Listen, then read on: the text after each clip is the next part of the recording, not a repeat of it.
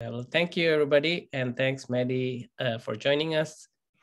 This is an exciting opportunity to talk with you about your op-ed that you got published in the New York Times. Actually, it's an essay, not an op-ed. So yeah, they call it a guest essay. Guest essay, yes. So I guess why don't you give us kind of 5 minutes on what kind of how this came about and what the process was, and then we'll open it up for questions. Sure.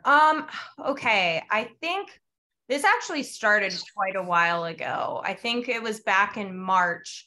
Scientific American posted an op-ed from Allison McFarlane, and it happened. I didn't do a good job of introducing you. So Madison Hilly, for folk who don't know, is the founder of a campaign for a green nuclear deal. Maddie is an environmental student of environmentalism and a long-term advocate for nuclear and a global voice of reason in this energy debate. Thank you. Yeah, so basically I saw this op-ed going around called something like nuclear waste is piling up. Does the US have a plan? And I, read it and kind of tried to lower my hackles a little bit. I knew the authors had an anti-nuclear slant, but tried to read past that and say, okay, what are the legitimate criticisms here?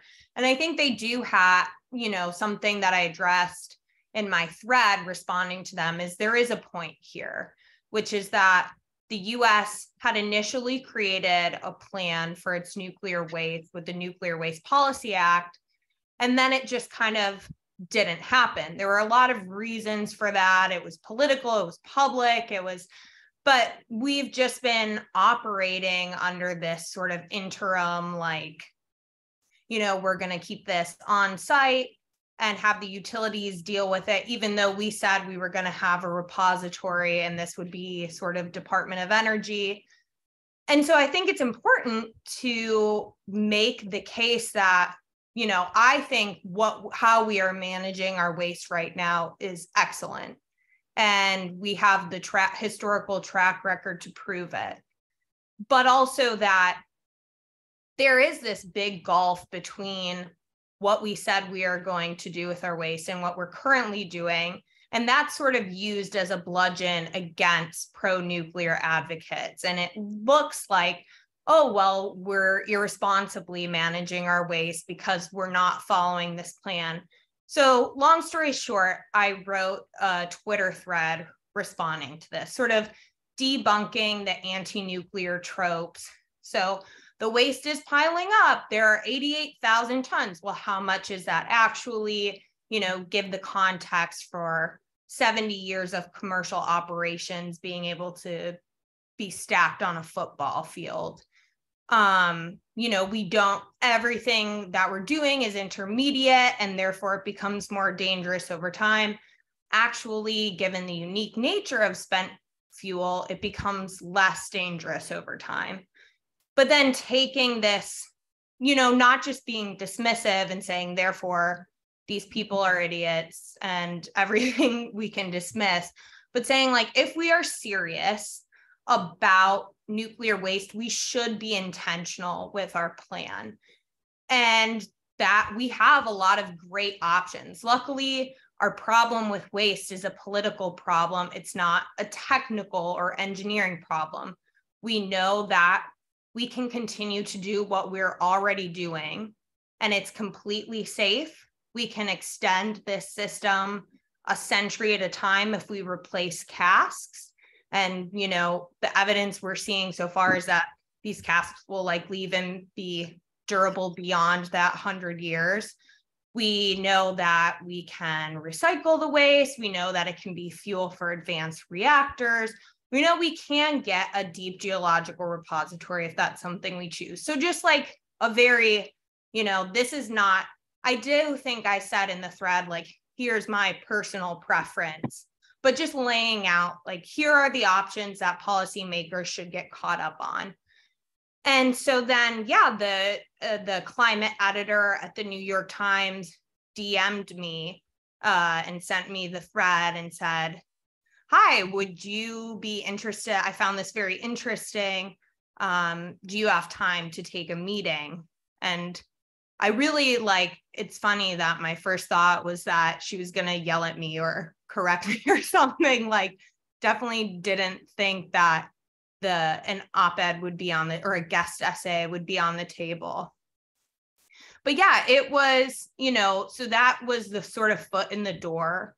And then it was a very long process, in part just because it's a newsroom. They're going on what is in the media at the time. So she called, it was supposed to run in March. And then she called and said something about oh, Trump's in trouble again. And all of the editors need to be on this new news, which, it's just funny, the climate editor of the New York Times working on Trump's indictment. But yeah, and it was a lot of long, patient onboarding where there were times I wanted to rip out my hair. I had felt like I'd made the point a million times as clearly as I possibly could. And then she would send, an article, the one that I actually sent in the group about was it Indian Point tritium water? And say, well, what about this though? That's really bad. And this is public health risk. And then I have to start over and explain, so yeah, it was a long iterative process and at times very frustrating. And I think, that's why it's sort of widely, there are a lot of broad lessons that we can take as nuclear activists from this, and why I wanted to talk about it, because I think, sometimes we get lost a little in the Twitter bubble, or at least I do, where I have a warped sense of, what's important to talk about, how we should be talking about it, who we're talking to. And I don't realize with all, how much that conversation has changed, how many of the basic fundamentals still need to sort of be gone over, drilled into people's heads, that there are still very basic confusions about nuclear, about waste. So that's a little bit of background. Sorry, that was a little more than a little bit of background, but that was the process. No, that was super helpful. So no, we want to open this up. So who wants to raise a hand and ask a question? I have a backup, but I want to hear from others. I saw Rezwan's hand up. Not anymore. Well, I want to congratulate Maddie for getting in the Times, because we've been trying very hard. We sent letters. Many times I've tried to contact reporters, particularly the ones who do the climate and energy. Brad Plummer for one, and we've also submitted op-eds, but always been rejected. I think the fact that the Nuclear Now film happened more or less at the same time may have something to do with it. But again, congratulations and a foot in the door, as you said. Thank you. Yeah, it was funny because they kept trying to shoehorn Nuclear Now into my op-ed. And I was like, why am I wasting words talking about this? I want to talk about the waste and I have a limited word count. And then I found out it was because they had recently reviewed the op-ed and they wanted to link to it. But it was kind of funny because a bunch of the comments were like, why should we care about what Oliver Stone thinks? Why did she say that? So it's a lesson in, you have to make some compromises sometime. That essay was definitely not the one that my initial draft, but important that,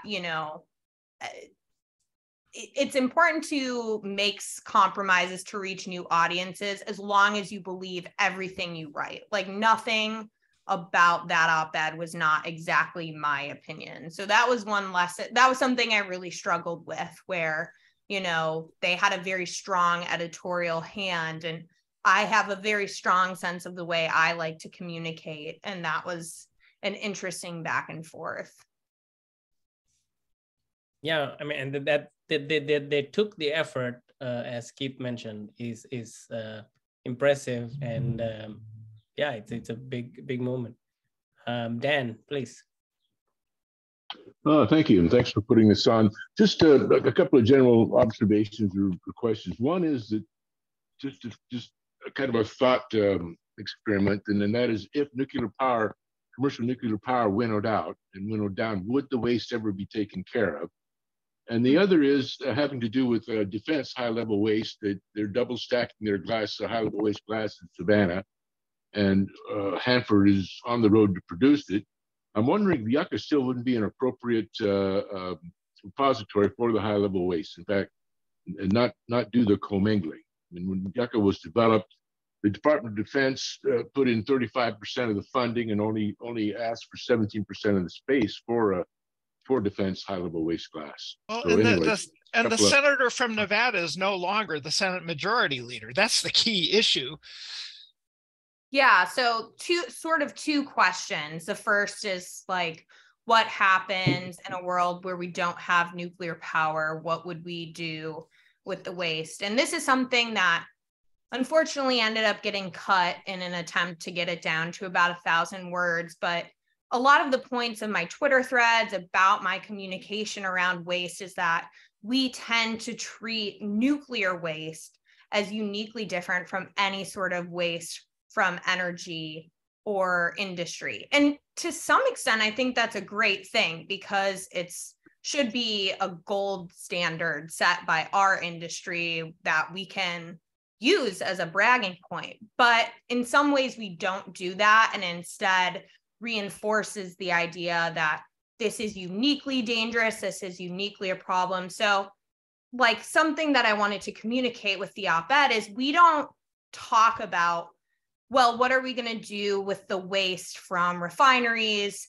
for the next generation, or cities? How do we create waste that's walk away from public transit or from crumbling infrastructure? We plan for society to keep going. We plan to manage all sorts of waste that never becomes less toxic or less dangerous over time. So I think it's this weird, you can only sort of understand where people are asking the question, like, what happens in a post-apocalyptic society that can't read English, but can somehow like has the power tools to unearth and break open these casks. It's like this, they're imprinting this fear of nuclear war onto nuclear waste. It's not actually about the waste. So, but if we're taking that, setting the psychology of that aside, I just think, humans are really good at managing our waste, especially wealthy countries.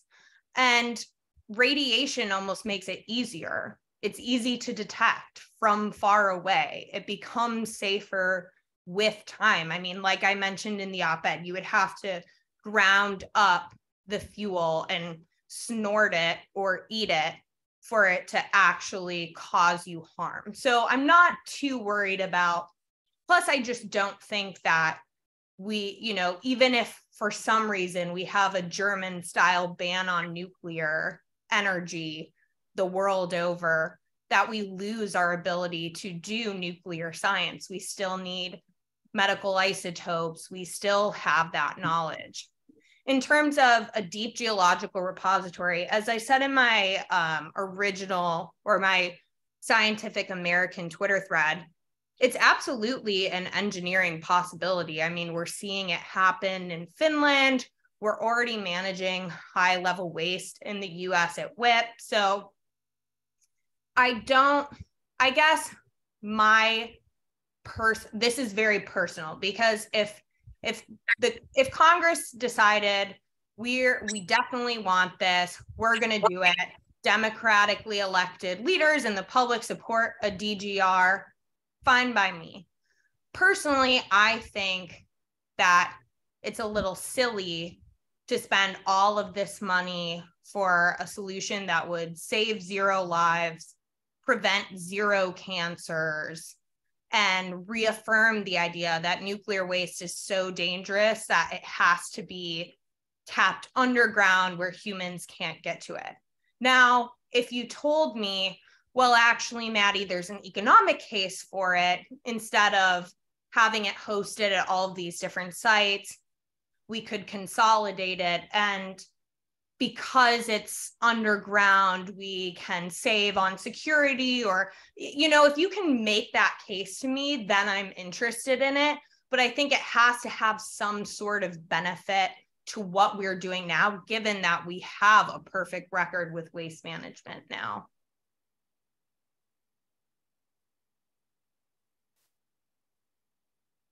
Which is an interesting study that I hope someone does. I mean, it's definitely technically possible to keep replacing casks and keep it on site. I think DGR would be a lot more compelling to people like me if it was cheaper, significantly cheaper than what we're doing, especially, you know, then you're transporting the waste instead of keeping it on site. And I would want it to be easily attainable, you know, not like permanently buried, but for use in new reactors that we're hopefully developing in the next 10 to 20 years. Dietmar? Thank you. So I wanted to go back to your story with the Times and how that evolved. So what I really like about it is that they came to you. You didn't hunt them down and chase after them, print this, print this. They came for you and asked you, now, do you want to print something? That's really nice. Now that you had their ear, and from the little bit that we heard, they struggled with their content, right? They really, it was a learning experience for them too. Yes. And I thank you very much for bringing some knowledge on nuclear energy to the New York Times newsroom editorial board. How much do you think stuck with them? Did some education stay, or is that a hopeless cause? It's interesting, and I still think I'm trying to suss that out myself. I mean, I'll give you two little anecdotes. Basically, halfway through this process, I submitted a draft, and my editor's like, this just isn't working. I don't get it. I don't like it. I don't like the flow. Like, it's a little too educational, not a little too opinion piece. Can we get on the phone? And so she's trying to like poke holes in all this by just citing like the worst anti-nuclear talking points, citing Allison McFarlane, you know. And I just had to say, like, look, Eliza, like, this is and I just like kind of angry ranted at her for 10 minutes. Kind of what I was just saying, like, we don't treat any other waste like this. Nuclear waste is the safest, you know, went through and just was like, if that's not an opinion, then I don't know, you know, like, that's just a fact. And my opinion can be, this is the best kind of waste we make, but this isn't a like two sidesism thing. This is like incredibly bad anyways. And so I think that was the thing that ended up getting this story over the line, where I was just kind of like ready to walk away. And I thought that really stuck with her until after the piece ran, and she was basically letting me know that they've received a bunch of letters, and they always have like published letters to respond. And she said, we're not publishing this one, but I thought you would find it interesting. And I have to tell you, I mean, this was the most embarrassing PDF I had seen. It was from some random anti-nuclear group that had almost zero information. It's just like, nuclear waste is so deadly and it's causing all these and just like, I should send it to you. It's funny. But I thought like and then sending me like a bunch of follow-up questions. Like, well, what about this? And I'm thinking, if you're credulous after I like went through and with your fact checker and you on the phone for 2 hours, going through every claim I made and showing you multiple sources, and then you see this and are like completely unsided, like, apologies to any boomers on this call, but boomer-esque PDF, like NIMBY PDF with no citations, and you think that's an interesting rebuttal, then I don't know what to say to you. Wow.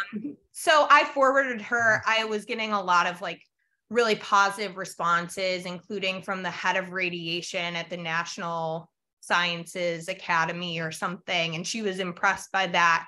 So I think more than like actually convincing people at the Times, they're feeling the pressure to like, they're sensing the cultural change happening here, and at least feeling like they have to present that, or that it's publicly safe to present that as an option, which means, I mean, I hate using this term because I think it's overused, but that nuclear is sort of in the Overton window right now. Saying the waste is safe and actually good is within the ability to talk about publicly, which I mean is shocking to me because it wasn't that way even a year ago. So that's good. I think they will continue to publish really stupid stuff on nuclear, but there is more room for us to push back and to get our voices heard now. Awesome. Yeah. Glenn? Yeah, I have two different kinds of questions for you. Mhm. One is, it sounds like what that we tend to talk about the Times as if the Times is a thing that has a position. Yeah. It sounds like you were dealing with the editorial board staff in some way, and not the columnists at all that Keith Roden and I and others have tried to reach to get them to start to tell the nuclear story. So you're dealing with people who are ignorant on this issue and haven't, whereas the newsroom, the actual climate newsroom, wasn't involved. Am I correct in my understanding of that?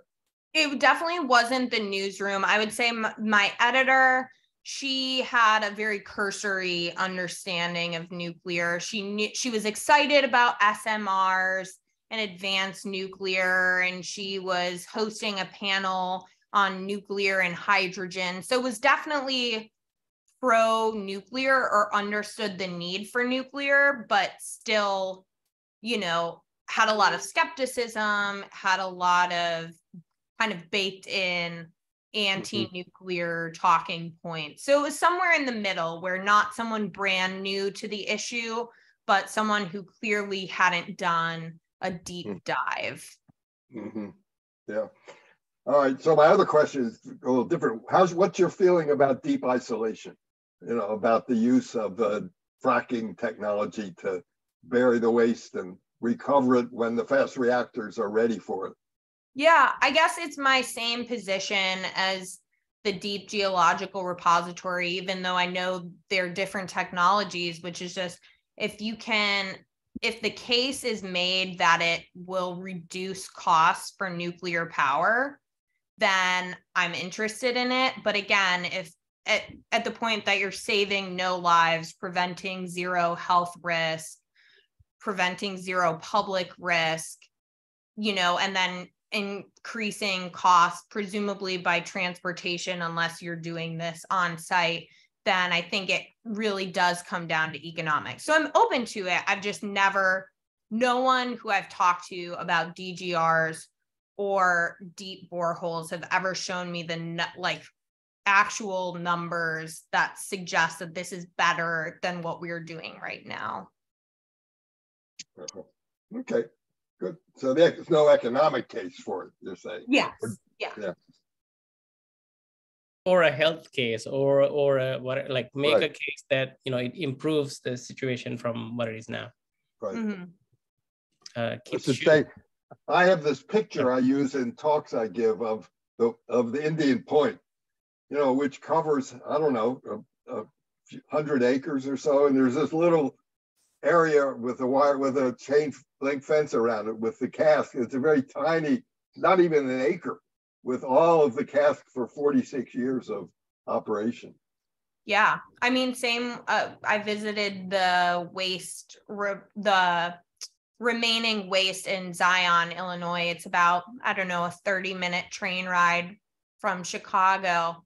And we took a bunch of local community leaders, the fire chief, the police chief, librarians, just trying to get people more comfortable with it and see the remediation that happened. Now, a lot of like the talking points were, look at how great this is. It's like a nuclear plant was never there, which I obviously didn't endorse. But people were shocked at how they're like, that's it. That's the waste. And it doesn't move.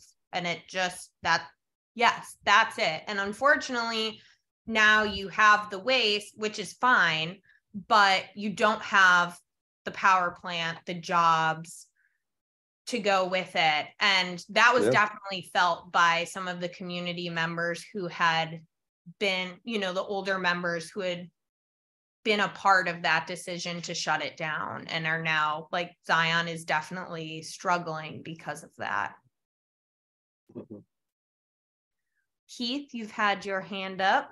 Yeah, I guess I just wanted to, ask a perhaps a little more personal question. When I read the op-ed, it's hard for me to have a perspective on, asking myself how is the general public reading this, because I'm not actually trying to advocate for it myself. But when I try to put my hat on of a general public person and ask that question, it seems to me that when you were talking about you as a mother to be in the near future, that was a very compelling statement.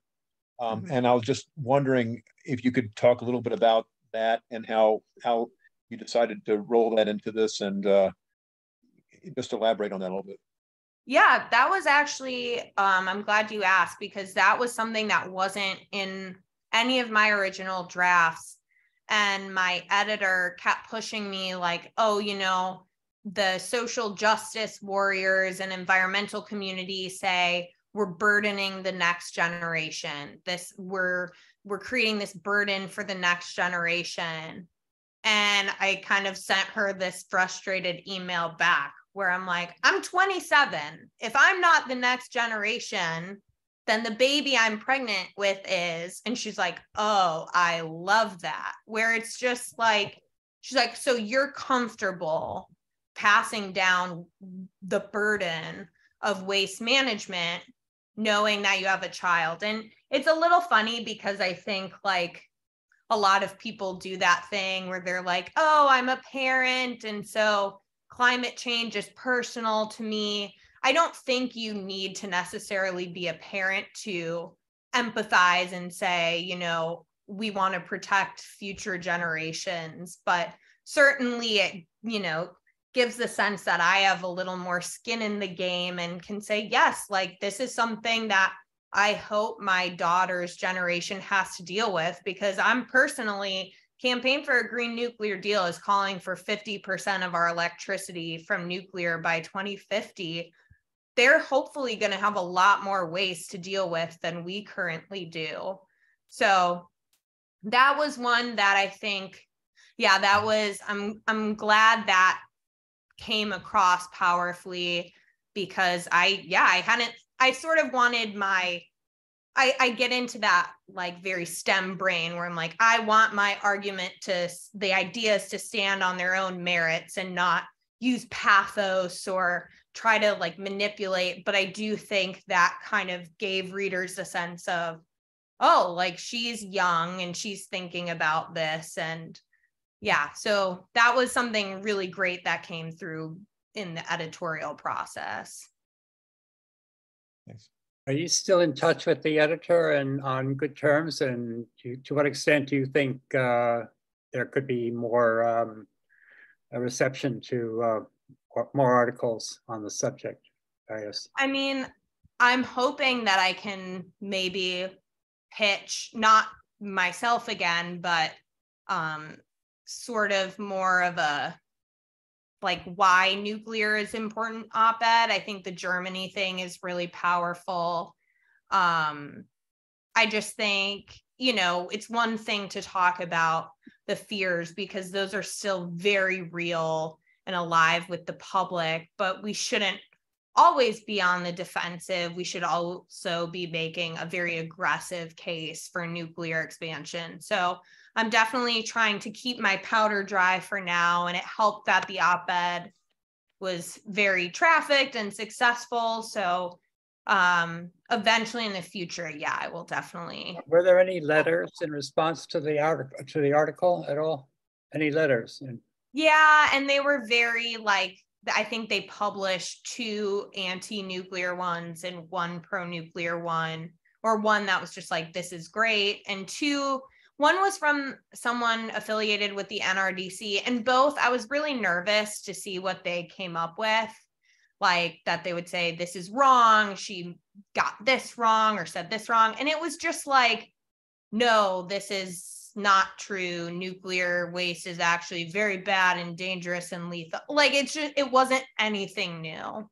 The fact checking process was extremely rigorous and like to the point where it was very annoying, but it was great in that like it gave me the confidence that this was going to be kind of bulletproof and they just don't have anything.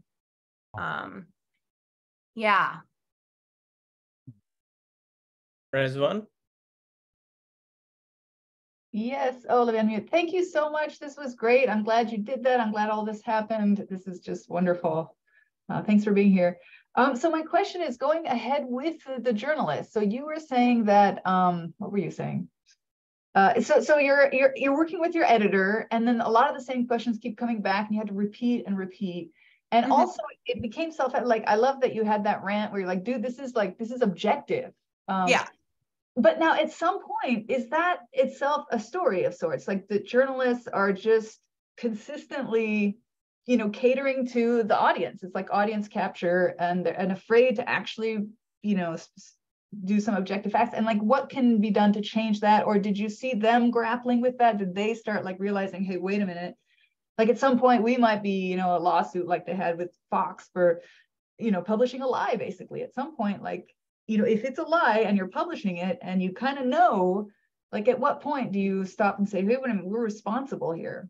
And was that anything that was Yeah, I mean, I think you're exactly right in that characterization. Like this was something she was grappling with, where some days I was like, wow, I did it.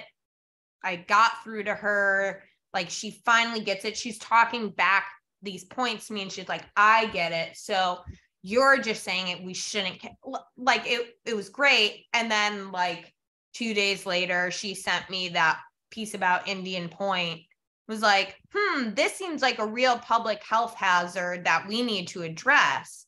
And it's just, and I had to explain like, okay, I don't want to be, pardon my language, shitting on the paper that you work for, but for you to read this uncritically, especially not like this whole piece is just BS. And I think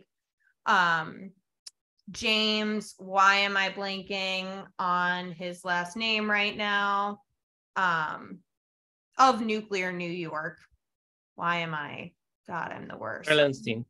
Yes, thank you. James Carlenstein sent in a rebuttal, kind of breaking it down, and I think got a few corrections issued on it actually.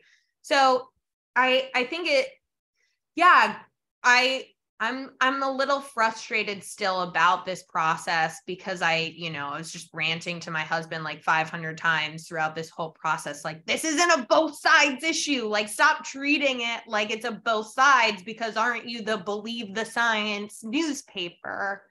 But I think this is going to be something that we come up against a lot, where it's like, look, they're in the business of getting clicks.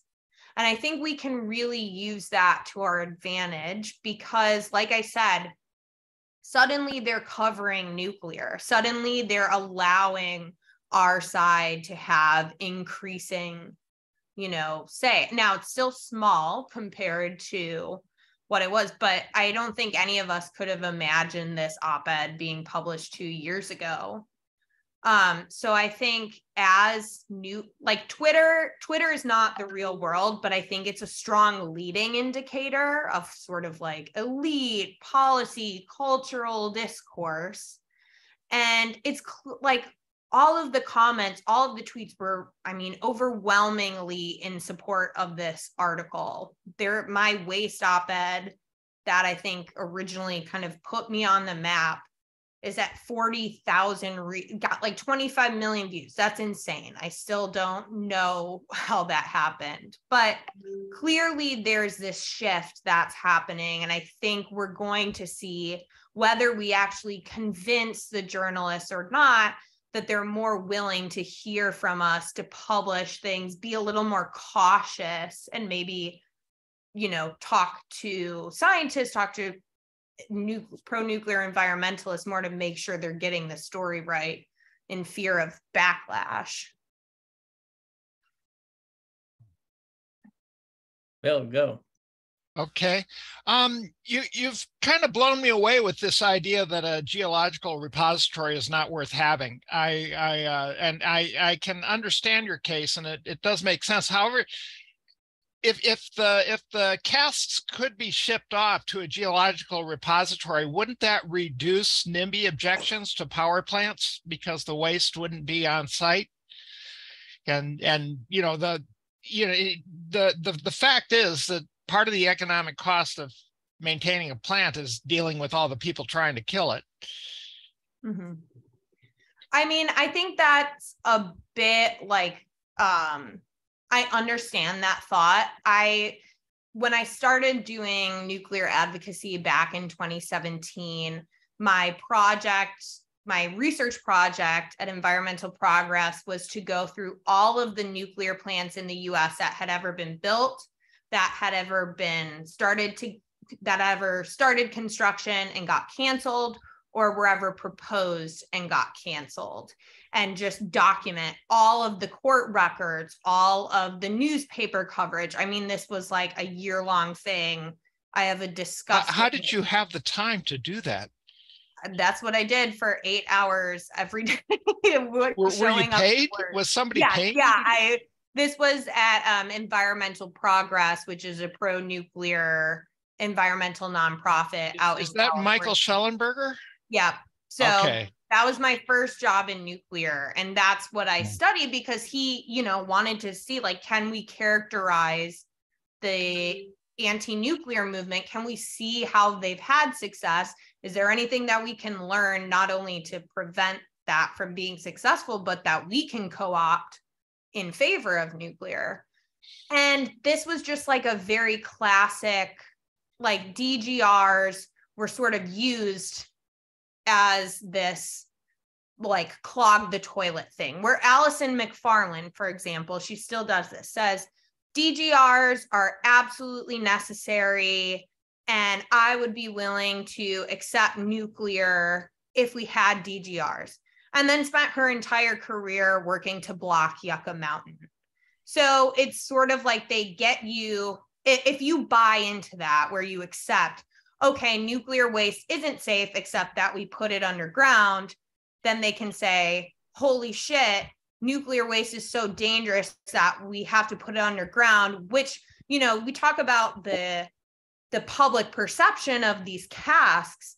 I mean, that's really what, was a main obstacle for Yucca Mountain, and continues to be a main obstacle for a repository, is that by saying that it must go underground, people are scared of it and they don't want the repository in their backyard. So I just think I'm not totally closed off to the idea. Like I said, if it makes nuclear cheaper or has some advantage over what we're doing now, I think we should absolutely pursue it. But I haven't been convinced that that's the case. And I also haven't been convinced that saying, no, don't worry, we're going to get it as far away from you as possible, is any more effective at making people accept nuclear, as me showing pictures of myself hugging a cask or next to a fuel assembly and saying, this is what nuclear waste actually looks like. Here it is. Here, like, I've just had a lot of success, and I feel like a bunch of people might have had anecdotal experiences that are similar, which is when people actually, when you take away the power of the imaginary waste and actually show them what nuclear waste is, it just kind of diffuses the fear because it's really boring.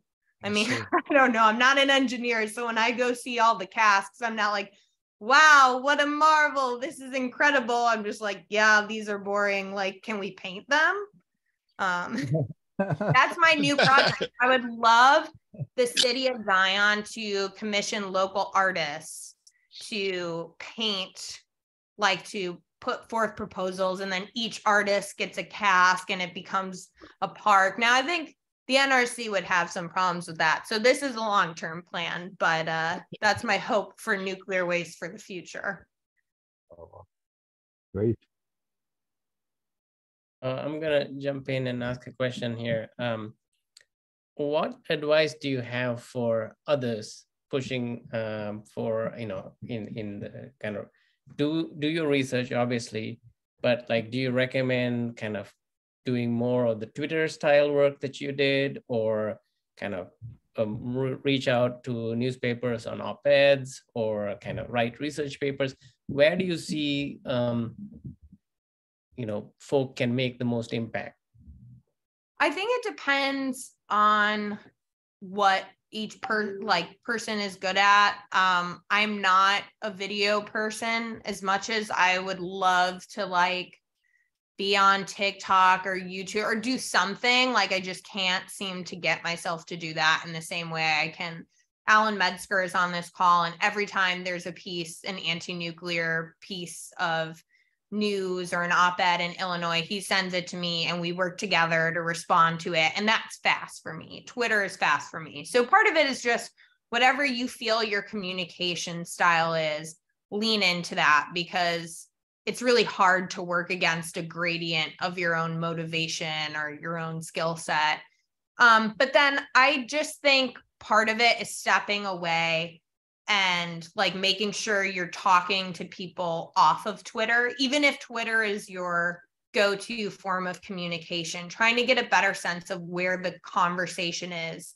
Like when I posted that original waste thread, I was like, I know this is so obvious and so stupid. I just want to have it so that I can like have something to reply to people. And then when it took off, I was like, oh, this is actually something that people didn't know or found really interesting. And I just thought it was like, duh, common sense. And so that was a real reevaluation for me.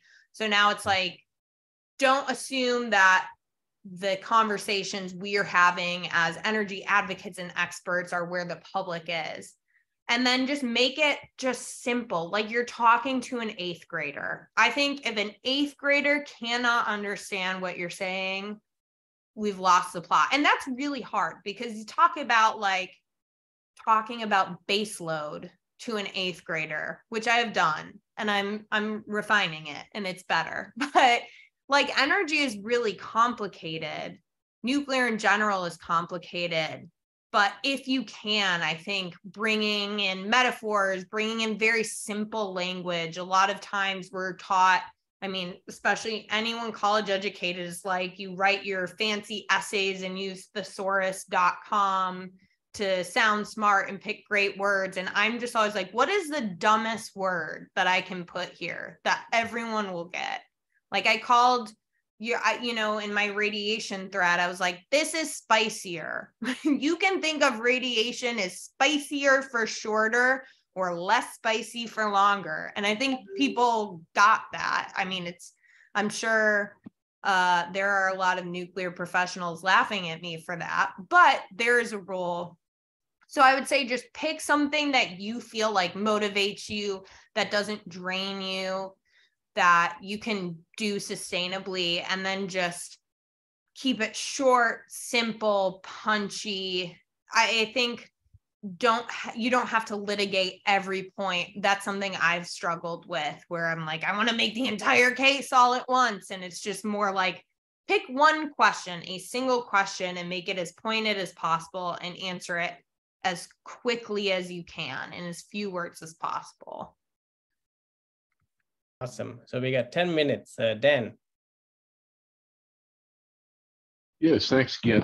Two things. One is, I believe in the Scandinavian countries, they are using a interim spent fuel disposal facility as a place to exhibit art, and the public is invited in to see the art and be around the waste.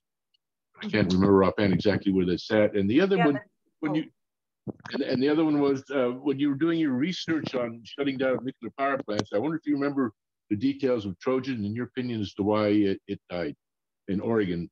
Oh, God. It's okay if you don't. There's a lot of them, and I wouldn't expect you to remember all of them.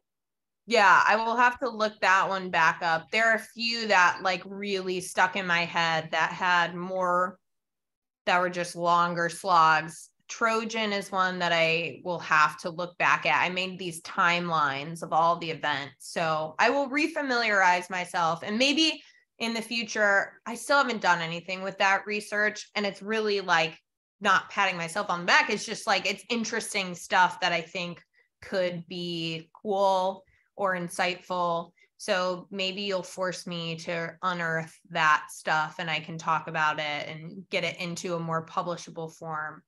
The first question.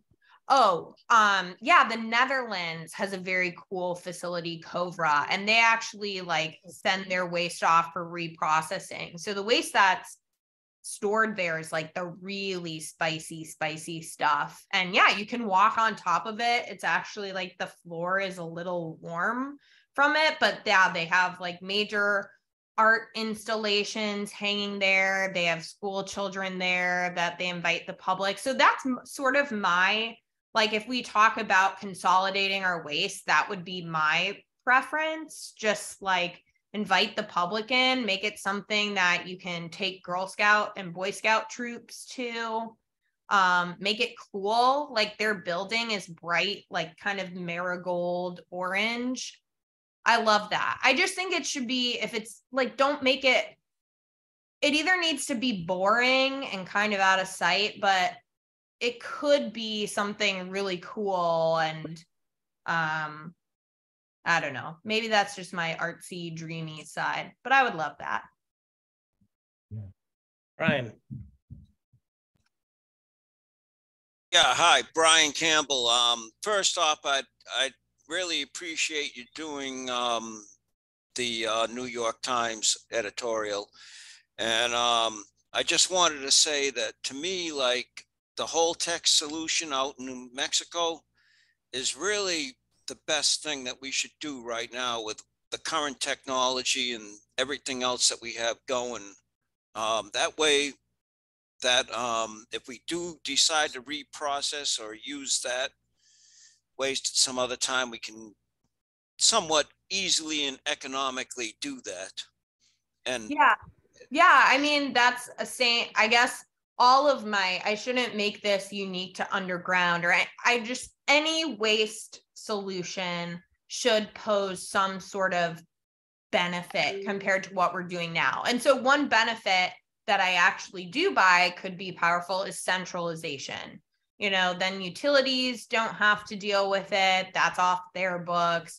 It's something that, you know, we can reduce it's, part of me is skeptical, and like it's always hard to roll back regulations and like spending once it's already there. But theoretically, it would require reduced staffing, reduced oversight. So I think it's possible that that's much better than what we're doing. I will be eager to see something that suggests that. I mean, I don't know the numbers off the top of my head. Maybe you do. But I thought it was on the order of like over 10 years, billions of dollars if we consolidated the waste around the country, and like that New Mexico interim storage at that Holtec is building, or they are not building it yet. They got a license, and I think that this is like the third private license that's been issued for WIT, and then the other two just were projects that got scrapped. So we'll see what happens. Thanks. Mm-hmm. Bill Chapman. Yeah. I just, there's one thing, it wasn't really appropriate for your essay because your essay was just focusing on waste. But one point that rarely seems to get to be made is that getting international cooperation with solving climate change gets a lot easier if somebody comes up with a zero carbon energy source that is cheaper per watt than fossil fuels. And wind and solar and batteries are very unlikely to get there, while next generation nuclear might. And so, that's a tremendous case for massive funding of public sector R&D in next gen nuclear. And I don't hear that coming from the press. I don't hear it coming from other nuclear advocates. And to me, it's a very central point. I mean, part of it is that advocates have made this point in the past and then have looked like idiots as nuclear costs have skyrocketed. I'm not saying that. I mean, we have historical evidence that, look at France, that was cheaper for them. Like, we have a historical track record of nuclear electricity being cheaper than fossil fuels. Yes, but there are reasons to expect next gen to be cheaper because, Maybe. Well, the whole cooling and electricity generation part of the plant, if it fails in a conventional plant, the plant will melt down like Fukushima. If it's a next gen passive safety plant, that whole part of the plant can be built to cheaper specifications and lower levels of regulation and inspections, and really save a lot of money. I think that's a very possible and optimistic case. I'm very conservative when it comes to my nuclear design, mostly because the evidence that we have suggests that making nuclear cheap is building what we know how to build over and over and over again. So I think we will get to those advanced designs. I'm kind of like, let's walk before we run. But that's something that I did notice over the course of the, from the 1960s on, is any problems with existing nuclear, it was like, yeah, but like this next thing is going to be even better and better. And then you overpromise, underdeliver, have a ballooning first of a kind design, which is totally to be expected. First of a kind anythings become expensive, especially big infrastructure projects. But then instead of addressing those, and learning, what we're about to do with the AP1000, we are just saying, no, but the next thing is going to be even better. So I think that's something that anti-nuclear people or the public are rightly skeptical about, is just the over-promising and under-delivering of advanced nuclear. And what we know is that the countries and programs that do advanced nuclear best are the ones that have mastered building and exporting large light water reactor designs. So I don't ever hang my full hat on the promises of a technology to come. I like to make my arguments based on the worst example of what we have. Even with Vogtle, this is a great deal for Georgia and will be extremely important, and here's why. And here's some reasons we can be optimistic for the next AP1000 if we just decide not to squander our experience and build another one. When we decide to build one. Keith, a quick question, and then I have 3 rapid fire ones. So, okay, so when we talk about waste, you're talking about low-level waste, intermediate waste, and high-level waste, and it's that high-level waste, the stuff that goes in the casks, that was the focus of your piece, really. I apologize, I can't remember. I don't think you addressed tritium, so what we're dealing with now in New York is a situation where, yes, high-level waste, it is an serious industrial issue that we have to deal with, and we are dealing with it. We know how to do it, and that's what the casks do. But now when people talk about tritium, you're talking about something that's just not an issue, period. And how do you make that case? How do you talk to people about that subject? Yeah, I find that most people who ask about the waste are asking about the scary stuff in the casks that they imagine is the green goo from The Simpsons. But whenever I get asked about tritium, I just think it's really helpful to put it into context where they're like, aren't we releasing radioactive water? It's like, yes. And it's actually done all over the world. It's regulated by the EPA, and the levels are considered such that it's not harmful to the environment, to human health. I mean, the EPA would not allow us to do that if these levels would significantly affect the environment or pose a risk to the public. And I did mention in my piece, you know, because the New York Times had that piece about tritiated water, I'm like, I'm not talking about the tritiated water like at Fukushima, where once diluted and released into the sea, you would have to drink 3 gallons of it to have the same amount of radiation as eating 1 Brazil nut, which I do eat a Brazil nut every day. Apparently it like has cesium or something great for you in it. But yeah, it's just what people hear, like a banana equivalent of like, oh yeah, if you drink, you could drink like 2 liters of this water and it would be the same as eating a banana. I just think context always matters. And that's sort of where anti-nuclear people get away with these tricks, is they're like, you know, they'll say some number like 88,000 tons or, you know, however many becquerels of radioactive water without any sort of context. So that's really our job, is saying, okay, that number may be true. Here's what that actually would mean for impacts to the environment or impacts to human health. Maddie, you have another minute for Brian, or should we go to rapid fire? I can, 4 minutes. I have 4 minutes. Brian, go. Okay, I do think that the anti-nuclear people are really trying to push tritium, and it affects operations of all nuclear plants. And they're really trying to fearmonger, and that's their strategy, is to, as Holtec takes over Pilgrim, Indian Point, and also Michigan and Palisades and that type of thing. I mean, it's just coming up that these people are coming out of the woodwork. I mean, in Pilgrim, we had 200,000 signatures on a petition to prevent the dumping of the tritiated water. But anyways, we got to combat it. And I think what you said was very good. Thanks.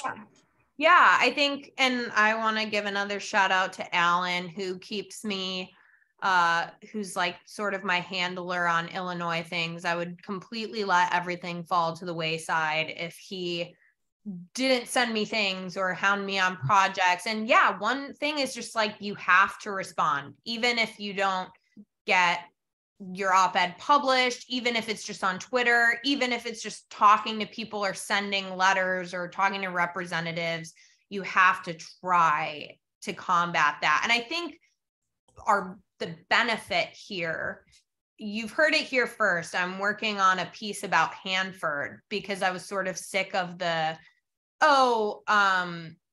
that's not nuclear energy, so we don't have to talk about it, which is what I've said for a very long time. And you just read about it and you're like, this is a big, fat, juicy nothing burger. I'm leaving you with a very spicy take. You'll have to read the piece, but it's just the gulf. There's such a gulf between public perception and reality. The reality is so surprising that it sort of becomes newsworthy. So I think that is our advantage. And if we can bring in that context and bring that into the real world, you sort of can't help but have that takeoff. Even if it gets dogpiled, like it's still creating the conversation. All right, Isuru, rapid fire. Yeah, rapid fire. Sorry, Eric. Favorite city, go. Favorite city? Yes, you. Oh, Chicago. Favorite nuclear power plant? Ooh, frick. Favorite nuclear power plant? Like ever? I don't know. I know this is going to be seen as like playing to my audience, but Indian Point is a soft spot and still we will avenge it. I will see a new reactor there before I die. I'm telling you. Favorite documentary? Ooh, favorite documentary.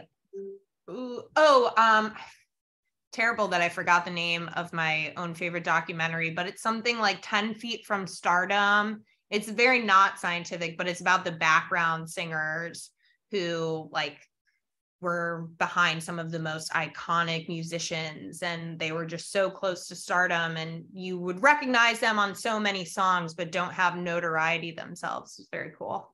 Awesome. Well, we are happy to be 10 feet or 10,000 leagues from the Zoom world with from you, and cheer you on, and be inspired, and do our work to complement and move this forward. So thank you very much, Maddie, for joining us.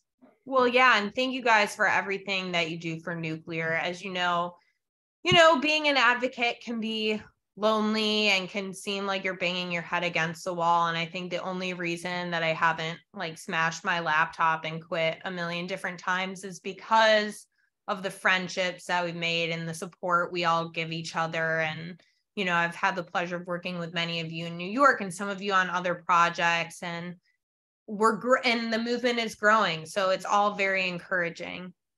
So thank you all and thank you for inviting me. Yeah. I want to jump in before you go and just say congratulations on all your success. And I think that I especially, and I speak for most of us, we feel like such grumpy old men, like Ebenezer Scrooge figures, and you are such a happy warrior. And we need more people like you to inspire us. And I think that when you talk about, oh, you don't want to spend all your time on Twitter, I agree. I think that you should get off Twitter and get in front of TV cameras. I think that you should be on every channel. If you're talking about nuclear, maybe some other stuff, I think you belong in front of a video camera. That is my opinion.